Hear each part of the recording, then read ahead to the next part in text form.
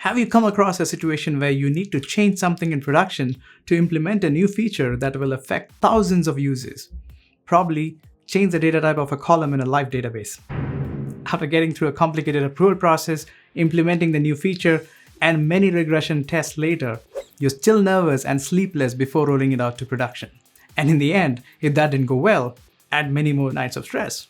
Or take for another instance where you need to wait on the entire project's release cadence to just patch a bug in your project. If you know what I'm talking about and have that kind of an experience, that is gold, people. And today we hear companies that roll out features to production multiple times a day and probably 100 times a week. How?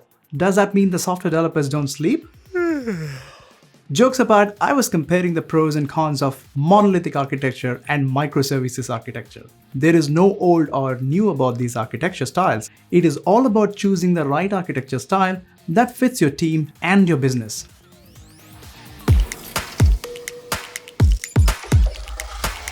My name is Nish and I'm a PM on the .NET community team focusing on helping developers build production-ready apps with .NET. Today, I'm going to talk about building your first microservice in .NET. This is the first video in the series and will only scratch the surface on the topic. However, there will be videos that will go in depth into microservices later. Do you know what is cool about this series? Every video will give you links to hands-on tutorials that you can try yourself for free. Also included are the links to free ebooks and reference samples that will make you a 0 to an expert in just a few days. Alright, let's get started with microservices. Microservices, also known as microservice architecture, is an architectural style that structures an application as a collection of smaller services. They are highly maintainable and testable. When the services are small, the code base is much easier to maintain and test. They're loosely coupled. This is an important point. Services connect with each other on a service endpoint, so no two services know any implementation details about the other or have any direct references. Microservices are organized around business capabilities. What that means is instead of splitting a large application into more minor services based on size, you decouple them based on the business problem. Often patterns like the domain-driven design are used to identify the business problem and separate them in their own domain logic. They're owned by a small team. This is why people often talk about implementing microservices need a cultural change in the organization too. Every microservice is usually managed by independent teams that give the autonomy to decide when to release a feature or fix a bug without waiting on the entire team's release cadence. Microservices are independently deployable, having a service model based on business domain, autonomous teams managing them, and loosely coupled, they are packaged and deployed independently. To understand this better, let's look at how microservices are compared to monolithic applications. In the monolithic architecture, even though the app is decomposed into multiple modules and fragmented into layers, like there is a user interface layer, there's a cache layer, there's a service layer, a data access layer, and the database itself. However, when they are ready for deployment, they're packaged as a single deployable unit, meaning they all are deployed at once with specific configurations and upgrade scripts, and probably to a known infrastructure. The critical thing to note about the monolithic architecture is that the modules are tightly coupled. Hence, the feature rollouts must have a specific release cadence that all teams must work together to prioritize for every release, increasing friction. Also, in a monolithic architecture, you have a common database for all your modules. They're often the bottleneck for performance and implementing changes. And scaling monolithic application means often scaling VMs or the infrastructure itself. In microservice architecture, since the app is decomposed into multiple independent smaller services that focuses on specific business functionality, they can be scaled independently. Every microservice is responsible for persisting their data or external state in their respective databases. Individual services can now decide if they want to use SQL or NoSQL database or any database of choice based on the business need. Unlike the monolithic architecture, microservices do not share databases, and that is a crucial benefit because the teams can now independently deploy applications into production multiple times a day without breaking other services. Microservices communicate with each other by using well-defined APIs. Hence, the internal implementation details of each service are hidden from the other services. It also supports polyglot programming, For example, microservices don't need to share the same technology stack, libraries, or frameworks. So you can have a .NET application for one service and a Java application for the other, and they all can run within the same infrastructure or entirely on their own. As you rightly guessed, this kind of implementation is complex. Since the services are loosely coupled, the data will be duplicated. API calls needs to be resilient, maintenance will be complicated, and you will need to invest in technologies that give you a holistic picture for logging, debugging, and fixing bugs. And that's why monolithic applications are still great for smaller teams and projects. You don't need to start writing microservices for every single project out there. Remember, most applications that reference themselves as successful microservice implementation started as monolithic. As the team size grew, they migrated to microservices. Okay, back to microservices. Let me tell you about how microservices are packaged and deployed. Even though Docker containers and Kubernetes are not a requirement for microservices-based applications, most discussions around microservices involve talking about them. The reason for that is the significant benefit that you get with these cloud-native technologies that help teams ship features to production faster. What role do containers play? Containerization is an approach to a software development in which an application or a service, its dependencies, and its configuration are packaged together as a container image. Just as the shipping containers allow goods to be transported by ship, train, or truck, regardless of the cargo inside, software containers act as a standard unit of software deployment that can contain different code and its dependencies. Although the concept of containerization is more than a decade old, this technology has gained popularity since Docker's open source implementation. Docker is an open source project for automating applications as portable, self-sufficient containers that can run on the cloud or on premises. Docker is also a company that promotes and evolves this technology, working in collaboration with cloud, Linux, and Windows vendors, including Microsoft. When using Docker, a developer creates an app or service and packages it and its dependencies into a container image. An image is a static representation of the app or service and its configuration and dependencies. It's the image that, when run, becomes the container. Or in the other words, the container is the in-memory instance of an image. In a typical scenario using Docker, you package your app as an image and store it somewhere, ideally in a container registry. And when you want to run your app, you pull that image from the container registry, deploy it to the host operating system, and run them as container instance. For scalability, you can scale out quickly by creating new containers, and that is a crucial benefit for cloud-native apps. Another benefit is that a container image is immutable. Once you have built an image, the image can't be changed. The only way to change an image is to create a new image and replace it. This feature is our guarantee that the image we use in production is used the same in the development and QA as well. So how does this compare to virtual machines? In a traditional virtualized environment, you will have the hardware, the host operating system, hypervisor, and the isolated virtual machines where the apps are run. Most often, there is a low utilization of resources, and if you're hosting this on the cloud, chances are you're paying for some underutilized resources. So whenever there is an underutilization of resources, you can migrate containers to underutilized VMs for improved density, isolation, and cost savings. Containers are lightweight. You can spin up a container within seconds as compared to VMs, which will take longer to boot up. Whether you're spinning up multiple containers to scale out or migrating containers to underutilized VMs to lower cost, you will need to do it in an automated fashion. And that's where the orchestrator comes into the picture. What is an orchestrator? Using orchestrator for applications is essential if your application is decomposed into multiple smaller services running in containers. In a microservice-based approach, each microservice owns its model and data to be autonomous from a development and deployment point of view. These systems are complex to scale out and manage. Therefore, you need an orchestrator to have a production-ready and scalable multi-container application. Kubernetes has become the de facto standard for orchestrator. It's open source, supported by the community, widely used, and it is vendor neutral. You can run Kubernetes on a local computer or in the cloud on Azure. Now, there's a lot more that I want to share about Kubernetes, but I'll keep that for another video.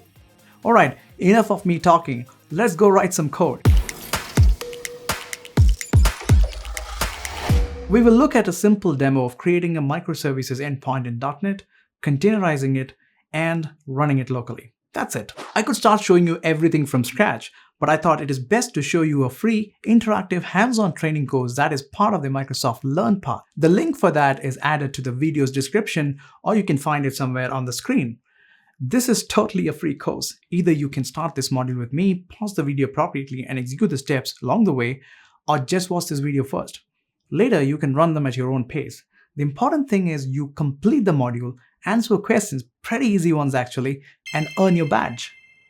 Alright, let's get into it. Go over to aka.ms/ASP.NET-Microservices that will take you directly to the learning path with so many modules covering cloud-native technologies. Starting with building your first microservice in .NET to more advanced ones like covering Docker, Kubernetes, Helm, Linkerd service mesh, best practices for logging and monitoring, resiliency, DevOps, and more. Hit the start button and let's get straight to the first module. Prerequisites include installing .NET SDK and Docker Desktop locally, and of course having basic knowledge about executing commands in your favorite terminal. If you know to copy the snippet from the portal and paste it to the terminal, you're good.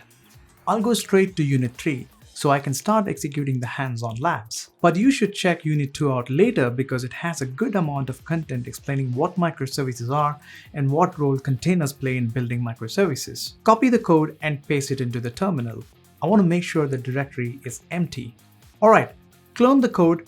The repo has partially completed files for the exercise. Once it is done, navigate to the directory.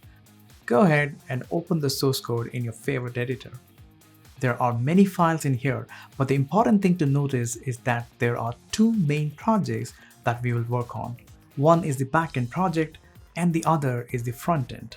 Typically in microservices, you'll be working with multiple smaller applications. You may have to run hundreds of services to get a holistic view of the application itself. However, for this module, there are just two. And as the name states, there is a backend that provides the data and a frontend, a UI that connects to the backend and displays the data to the user. The backend project is an ASP.NET Web API project.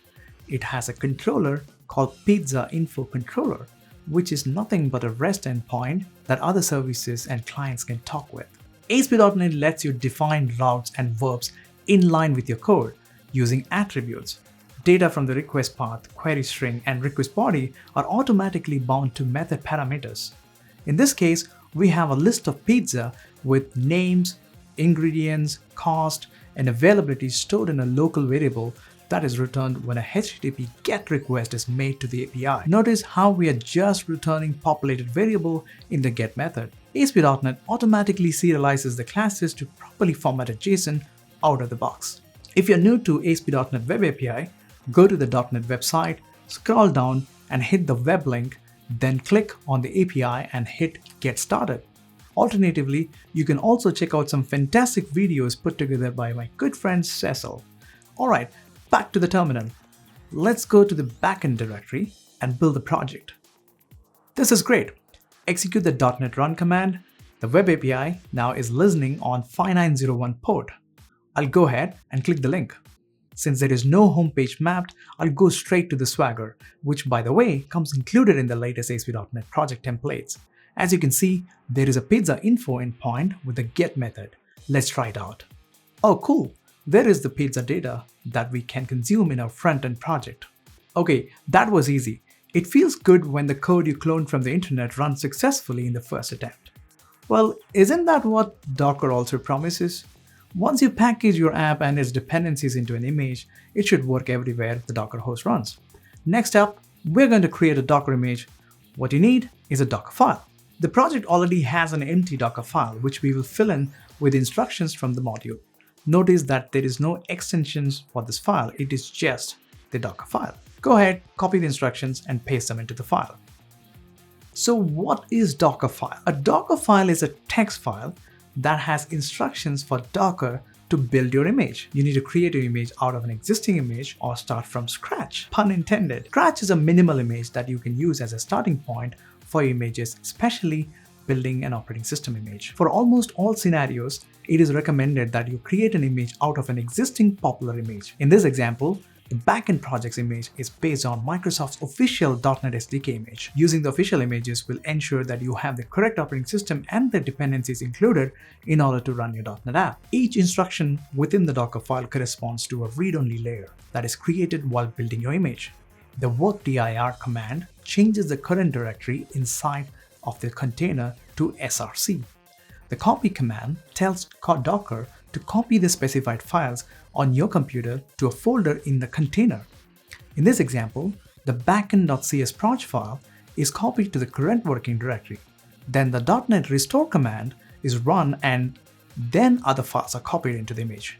Finally, .NET publish builds and packages the DLLs into your app folder. You may be wondering, why did we copy the .cs proj file separately and then run the .NET restore while the .NET publish command would have done it all? This is to optimize our image building process. Docker creates a separate layer for each instruction in the file. The layers are stacked and each one is a delta of the changes from the previous layer. Docker also caches these layers so it doesn't have to rebuild a layer when it is unchanged. That's why we copied the csproj file and ran .NET restore first, so all the packages are cached within that layer and they don't have to be rerun when we rebuild the image, further optimizing the Docker build process. If your build contains several layers, Docker recommends you order them from the more frequently changed to the less frequently changed. Go ahead and build the image using the Docker build command and then tag it as a pizza backend. That's an error.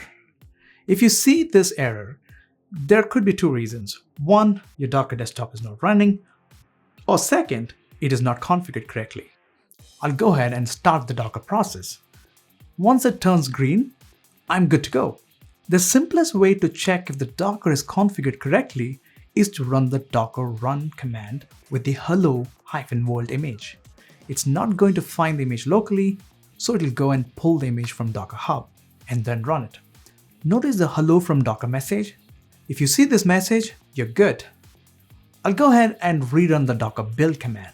The first time, it is going to take a little bit of time because it needs to pull base images and then create layers and cache them. Notice how it is running each command from the Docker file. If you want to see all the images in your system, run the Docker image command. There is the pizza backend and the hello world image that we ran recently. I'll go ahead and run the image docker run it to be interactive, and I'll also add rm to remove the container when it stops and the image name. And now we are inside the container. If I run ls inside the src folder, you can see all the source that we had copied in order to build the image. Let's go one step up and navigate to the app folder. And there is the files that .NET publish command actually copied to. So to recap, we included the .NET SDK into our image by basing it out of the official .NET image, copied our source code within it, and built it right inside it. But if you had noticed the size of the image, it is about 600 megs. And that is because we have the SDKs to build the image, and even the source code is copied right into it, which are unnecessary for the final image. The final image can be much more compact if you just include runtime and the package DLLs only. Luckily, Docker provides multi-stage builds that allow you to reduce the size of your final image drastically. In multi-stage, I can base my image out of another image, the ASP.NET Runtime, which is substantially smaller in size, and use the copy command to copy only artifacts from the previous stage, which is named build. Notice the -- from keyword there. This will ensure the final build will only have the artifacts and runtime required to run our image. Now, if you run the build again and then check the size of the final image, you'll notice that we have drastically reduced it to 200 megs from 600. Multi-stage builds are super helpful in your CI pipeline, not just running continuous builds, but also testing them. When you are testing your applications, you may require other tools and dependencies. Since they are Docker images, you can easily pull them into your build process and ignore them as part of the final build. You can include your unit tests, integration tests, or any other checks as multi-stages. Since the final image will ignore all the other stages, you can ensure that the final image is small and QA is checked. Now run the image this time with the -p5200 that maps to the internal port 80 of the container.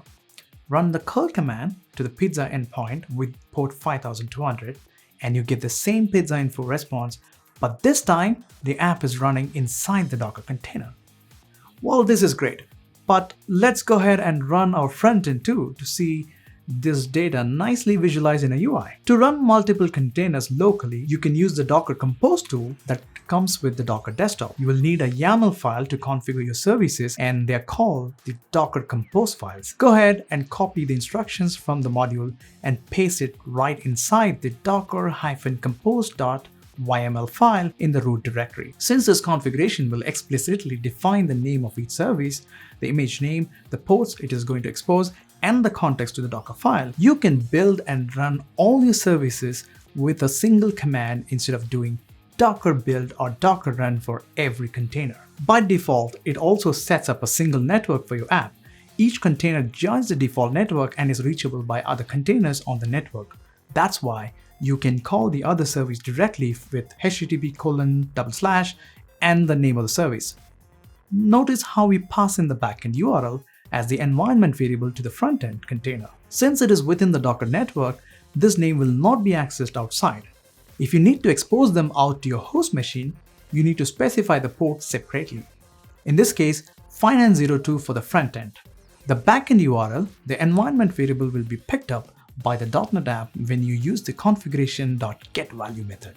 Alright, now that we have the Docker Compose file configured correctly, run the docker-compose build command to build both the images together.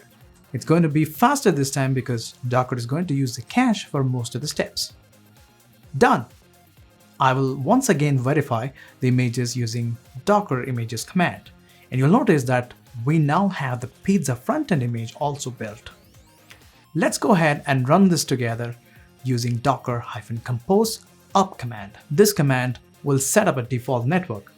Using the port exposed to the host, I can navigate to the 5902 port to see the pizza info JSON data represented visually in a beautiful UI. And that's it, we're done.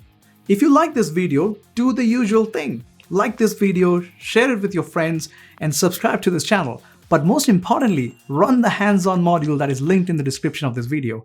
Answer some simple questions and earn your badge. Thank you for watching. My name is Nish. I'll see you in the next.